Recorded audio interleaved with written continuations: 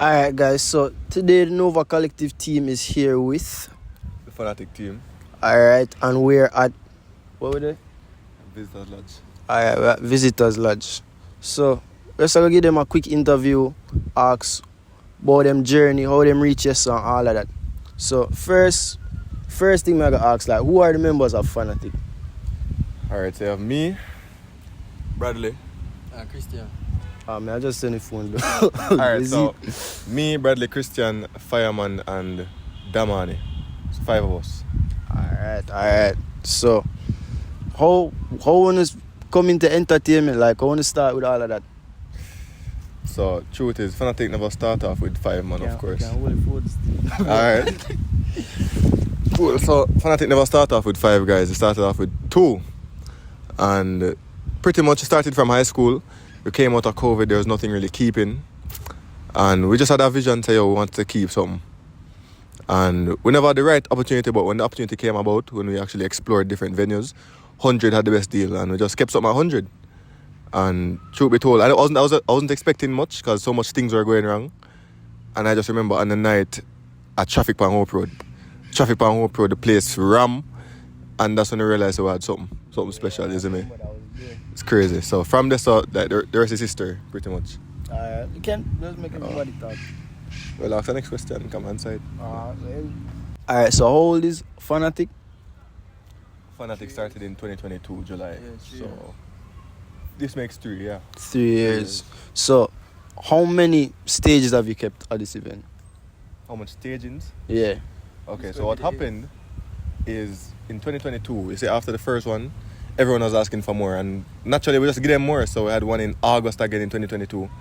Then them asked for more, we give them another one in October, then December. So we had 4 in 2022 that were small scale, and then we decided, you know what, it's about time we put more effort into the planning, execution, and have a bigger staging. And we went for it. That was one in Nigeria in 2023, June 2023. Then December 2023 was Baker.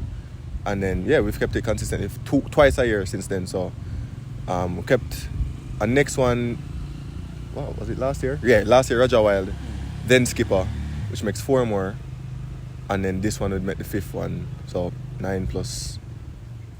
4 plus 5, 9. Yeah, this is 9th staging. So you guys don't count like any of the small, like if you kept it at the lot, like a series building up, you know?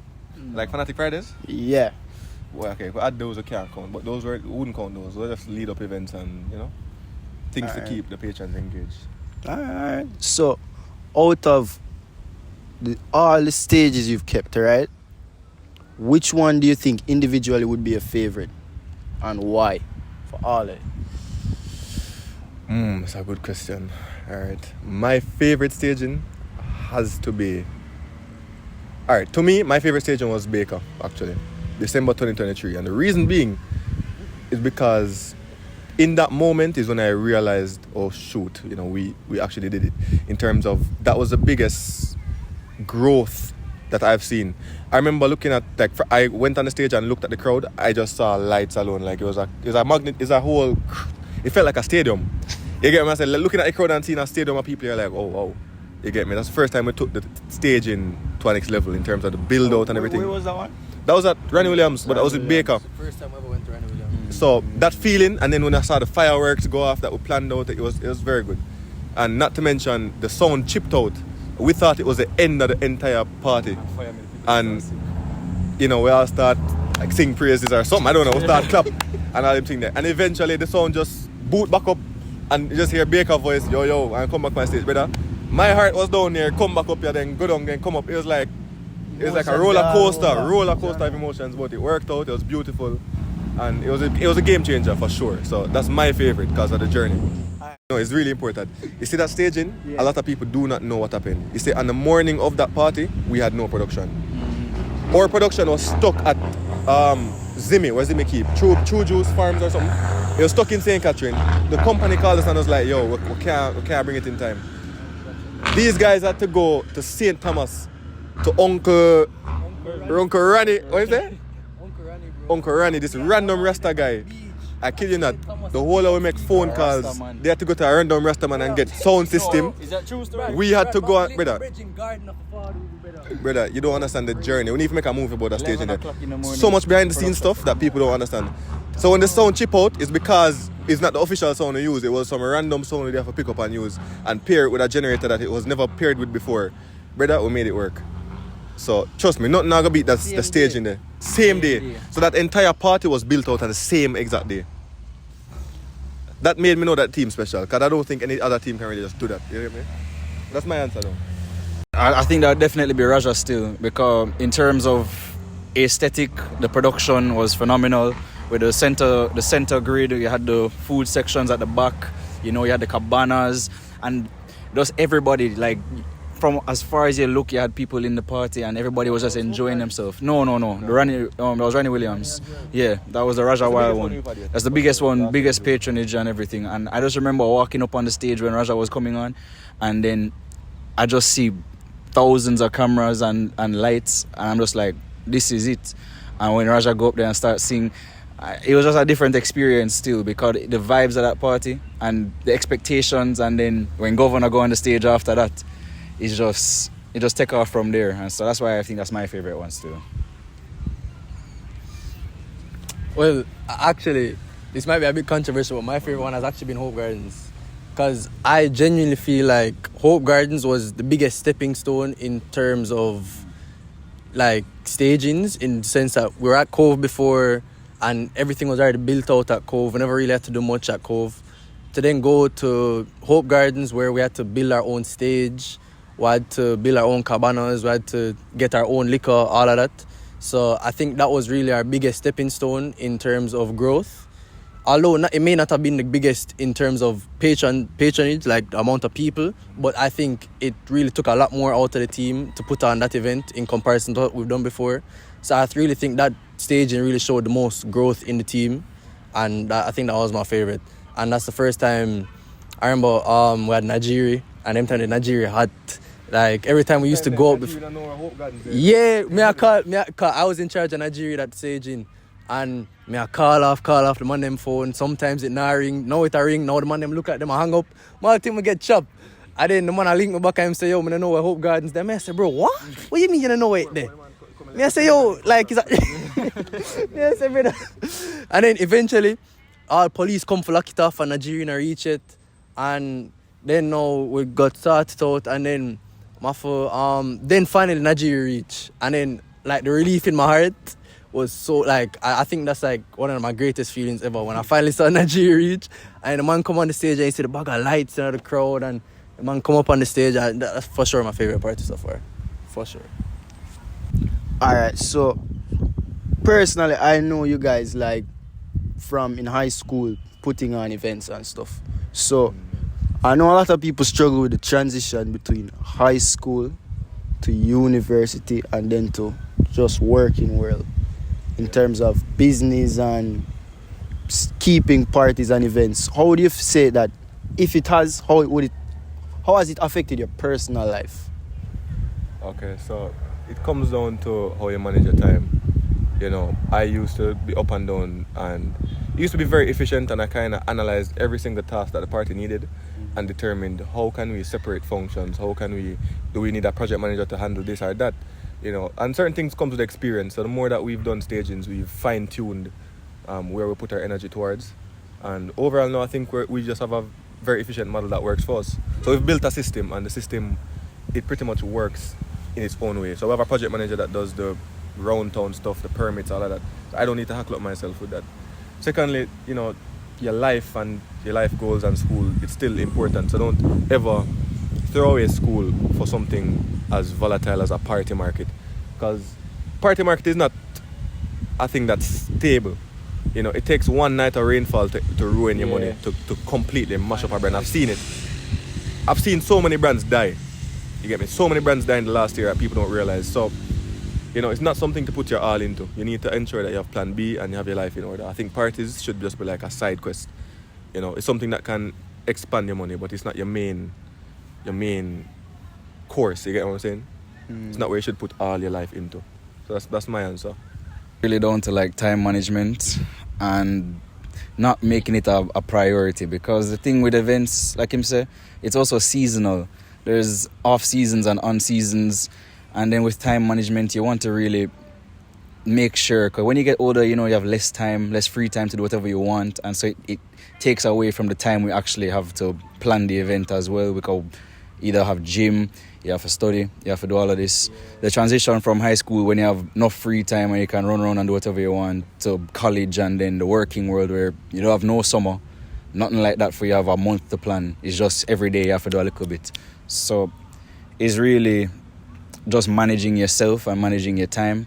And then, as him say, events, they're fun, but they're just a little bit too high risk to do as a everyday thing, because all it takes is, like Justin said, one rain shower, one bad police come shut it down, or just anything. There's just too many variables that can go wrong. An event is a machine. It's a living, breathing machine, and one thing goes wrong, everything can fail after. So as a hustle, yeah, but focus on your school. Yeah.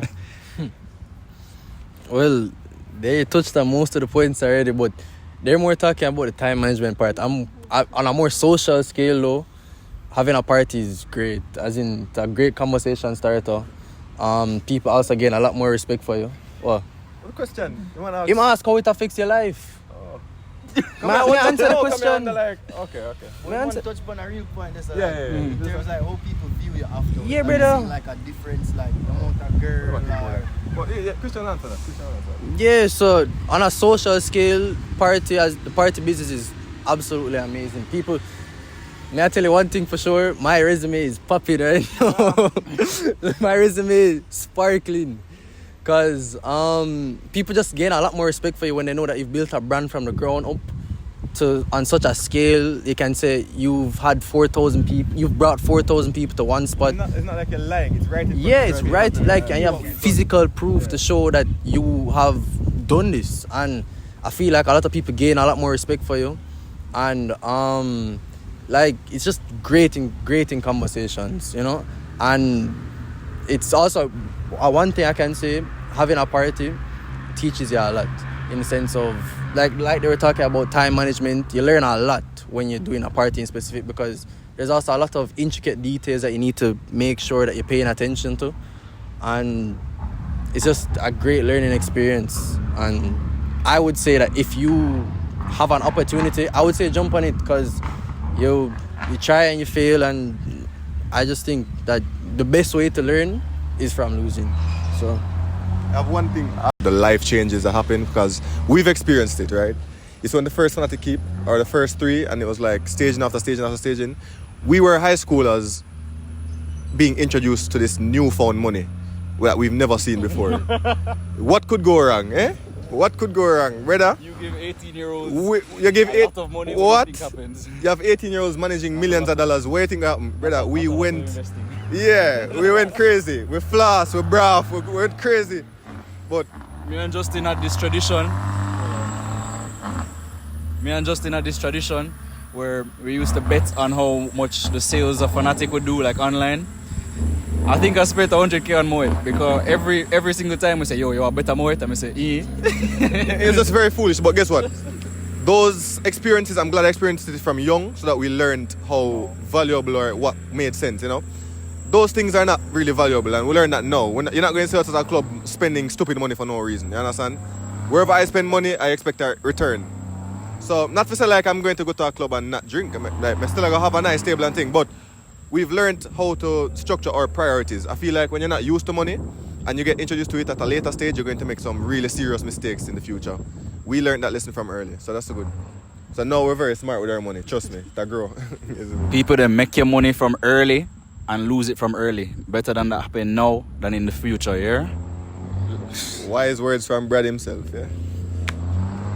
What would you say is the craziest thing you've ever seen in terms of patron experience? That's a question. That's a good question. Craziest thing I've seen a patron do, pretty much. Yeah, like if you see like it done and then somebody drunk and crash this and then crash that and then... Bradley sound like him ready. No, cause I remember specifically, it was around the time when Najiri did go on the stage at Hope Gardens. I mean, see one girl climb up on the trussing, and it's like she had shake and she had go on with the most, and then she just goes like, her teeth chip off right on the You remember? And her teeth chip off right off of the trussing. And I just said, Jano, we're not liable for that because who tell you if we go climb trussing? Yeah. Look like monkey in that place. I don't know. Alright, that's one. I have one. This made us actually up the security inside the venue because a lot of people just don't know how to behave, clearly. Even adults. So, I just recall I was in the cabanas at one point in the last staging. I'm missing some youth. I don't know them from nowhere. The man them got take, I don't know how they got alcohol. I think it's just regular alcohol like Renify or something. Then put it over the table and take a lighter and light the table. Sorry from French. They lit the table on fire. Remember say we have to go pay back whoever will buy the table them from for the table, you know. We can't even trust people with tables. So yeah man, that was crazy to me. I never liked that. But we move still and we know if we act accordingly. If we light the table on fire, I mean I say, yo, if me see that again, if me see that, may I take you out of the party? Nah, bro, you don't deserve to be in that party. That's a hazard. That's a hazard. Just come and enjoy yourself. Where you light table on fire for? Where you try to prove? But that's how I mean, it's crazy though. Crazy? Well, I can't really speak on crazy, but what really opened my eyes is when you hear the artist roll with entourage, it's serious. It's serious. Serious. Brother. Brother, when me tell you say the man them roll with 60, 70 odd people, bro, it's not a joke. Like bro, I remember the same thing with Popcorn at Sumfest.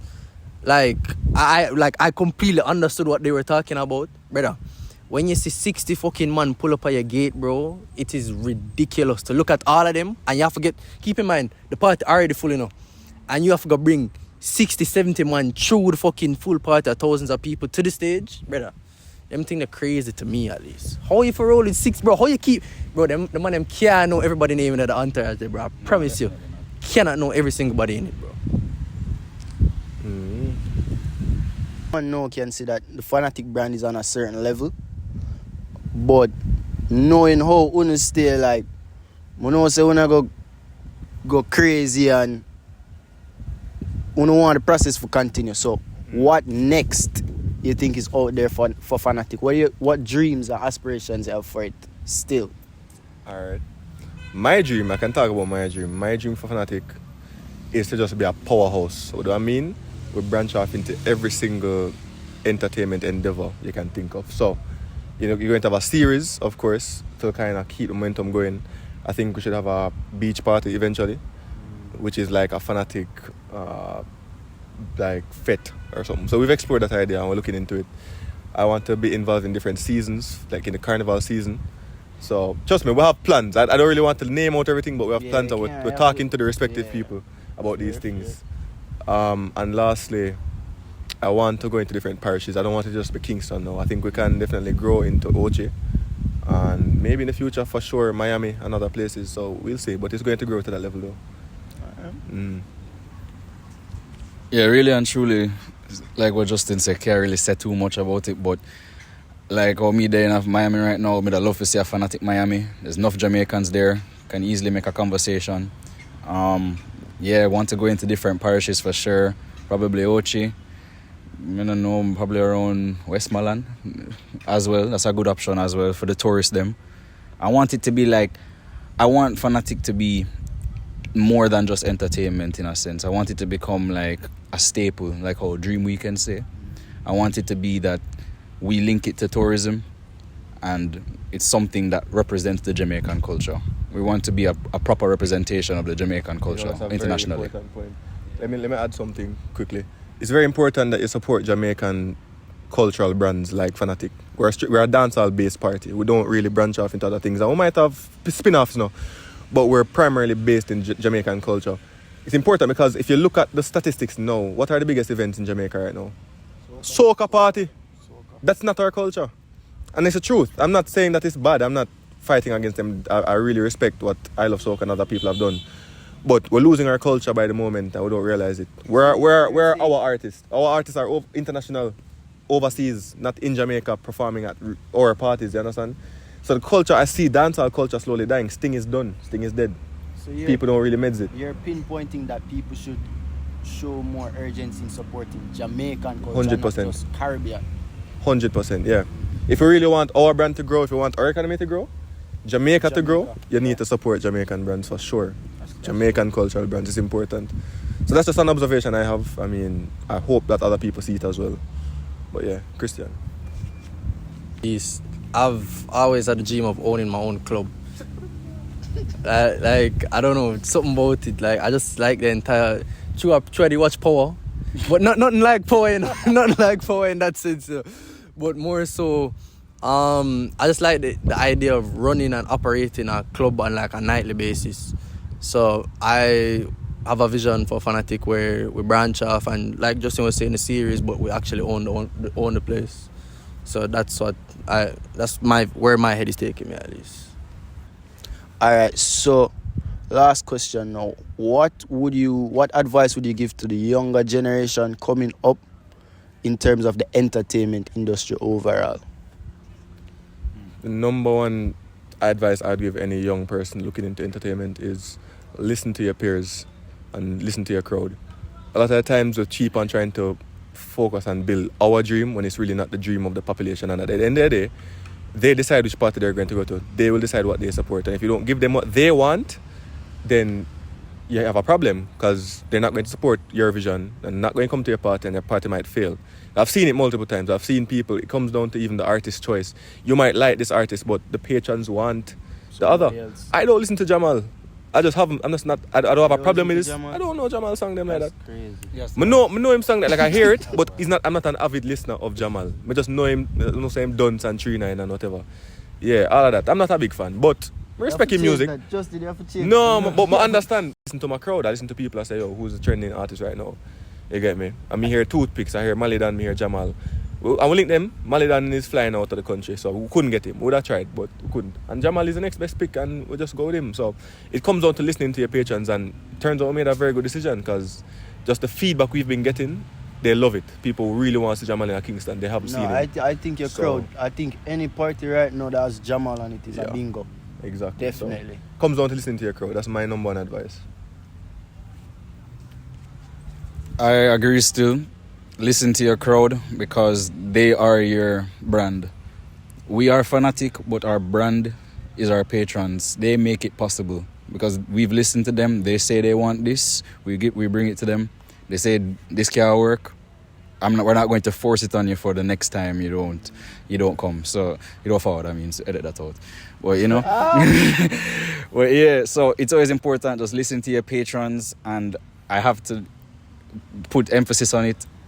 Focus on your school books, because events aren't something you can be doing until you're 80, 90. There's a season for them. There's a time for it. And once you get old, you're going to have your family. You're going to have so much other distractions from keeping it. Something this scale takes a lot of time and preparation, and you're not going to have that time and preparation as you get older and into your career.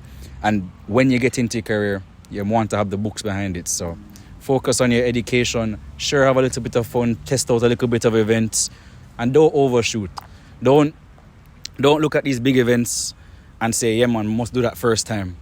Build it up slow. You can build a brand. Just invite your friend them over, make them chip in a little money for the food, give them good vibes. Cause that's how we start. That's how we get the little bit of expertise, I say, in entertainment. Cause we've been invite people over to my yard, have a little par, chicken, everything. Foundational skills that you really just improve on, in a sense, and just get exactly. And so even from them them know me and Justin as like the power people, you know. Yeah. And so now, as we say, we are gonna keep a party. Nobody's going to say, well, I'm not sure if the youth can keep a party, because we have a name behind us, you know. And so build yourself and build your brand, and build yourself with your books as well. The best advice I can give somebody, well, and it's not even just for entertainment, but just do it. Like, simple as just do it. Like, if you fail, you fail. At least you learn something. Procrastination is a devil. Trust me. If you have an idea, at least start working on it, one way or another. Because you know, look how much $1 million businesses are out there, And I saw a quote the other day, you know, and it was saying, where is the most valuable piece of land, right? And it said a graveyard, because of all the $1 million and $1 billion ideas that died with people. And so trust me, bro. Philosopher. Bro, just try it. Trust me, just try it. Yeah, that's deep. When you see the voice and you hear the face, you know, say, Brad Fry. Yeah, Justin. Christian. I represent for Fanatic, June 27th, this Friday. Performing by Jamal. Out.